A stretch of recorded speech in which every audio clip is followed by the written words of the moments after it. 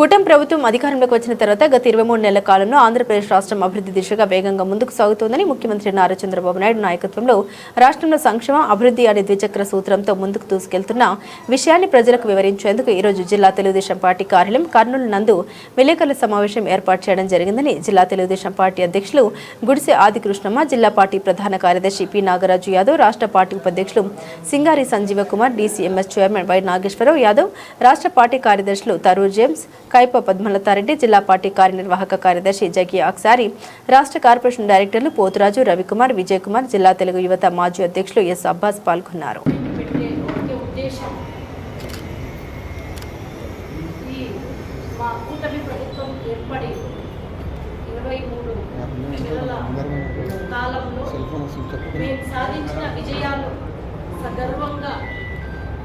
చెప్పుకోవడానికి మేము ముందుకు రావడం జరిగింది.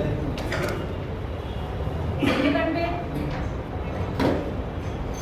ఏ ప్రభుత్వం కూడా ఇంత తక్కువ సమయంలో ఇన్ని విజయాలు సాధించడం అనేది మనకు ఒక రికార్డు. గౌరవనీయులు ముఖ్యమంత్రి వర్యులు చంద్రబాబు నాయుడు గారు కూటమి ప్రభుత్వం సారథ్య బాధ్యతలు చేపట్టిన తర్వాత రాష్ట్రాన్ని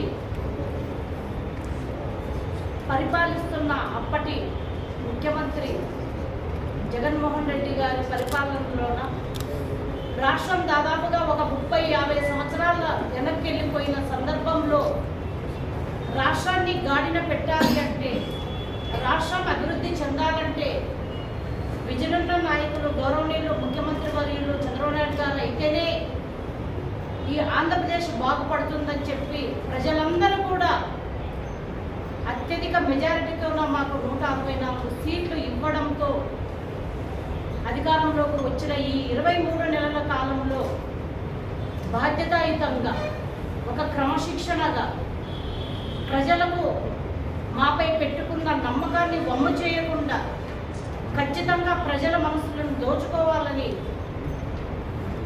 ఆకాంక్షిస్తూ మా విజనరీ ముఖ్యమంత్రి వర్యులు చంద్రబాబు నాయుడు గారు, అదేవిధంగా డిప్యూటీ సీఎం పవన్ అన్న, నారా లోకేష్ అన్న, మిగతా సహచార మంత్రివర్గులు, అదేవిధంగా ఎమ్మెల్యేలు, 3 పార్టీల నాయకులు, కార్యకర్తలు అందరూ కూడా ఈ విజయంలో భాగస్వామ్యం అవ్వడం వల్ల అందరికీ కూడా చాలా సంతోషంగా ఉంది. రాష్ట్ర ఉపాధ్యక్షుడు తెలుగుదేశం పార్టీ మాజీ ఎంపీ సంజీవ్ కుమార్ గారిని మాట్లాడారు. అందరికీ నమస్కారం. ప్రత్యేకంగా మీడియా మిత్రులకు స్పెషల్ మీటింగ్స్ చెప్తున్నాను. అందరూ సంతోషంగా ఉన్నారా? నవ్వండి.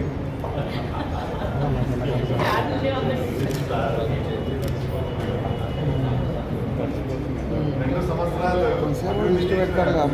ప్రజలకు తెలియజేయాలని చెప్పి ప్రెస్ మీట్ పెట్టాం. గత 23 నెలలు అంటే దాదాపు 2 సంవత్సరాలు 100 విజయాలు సార్ కుటుంబం.